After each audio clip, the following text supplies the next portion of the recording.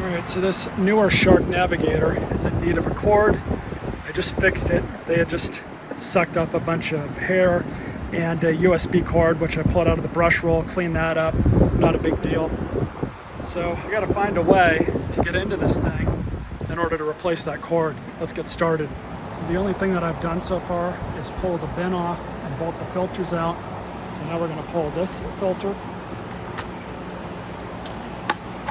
Just in case. I don't know that this one has to come out. Like all new Sharks, it looks like we have Torx screws holding it together. This is a T20 security Torx with a little hole in the middle. Make sure you're using the right one.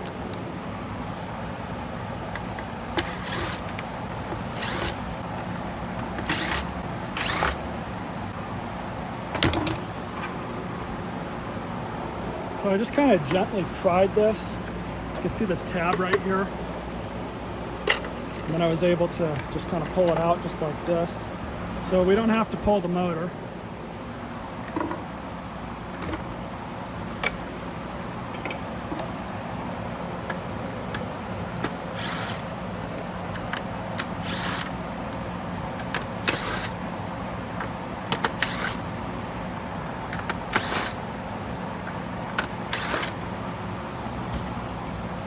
I think it should give us enough access to get in there now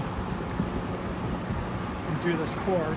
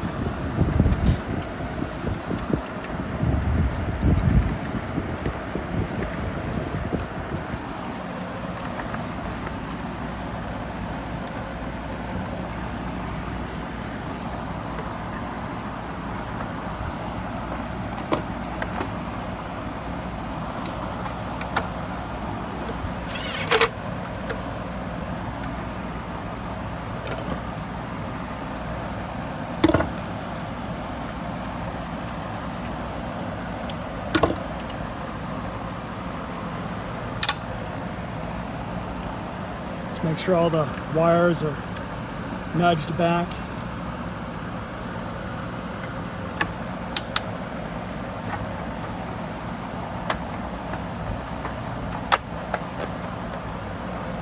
There you go.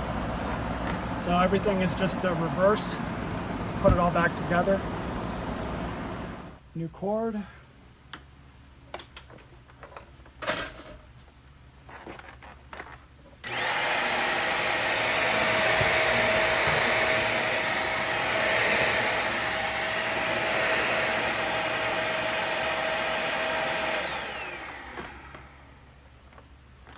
Happy with that. Shark has seemed to make a lot of their newer vacuums a little bit more difficult to replace cords on. It used to be a lot easier on the Navigator machines. But that's what they want. They want you to, screw your vacuum up or break it and then go buy a new one. Rinse and repeat. Stay tuned for more videos.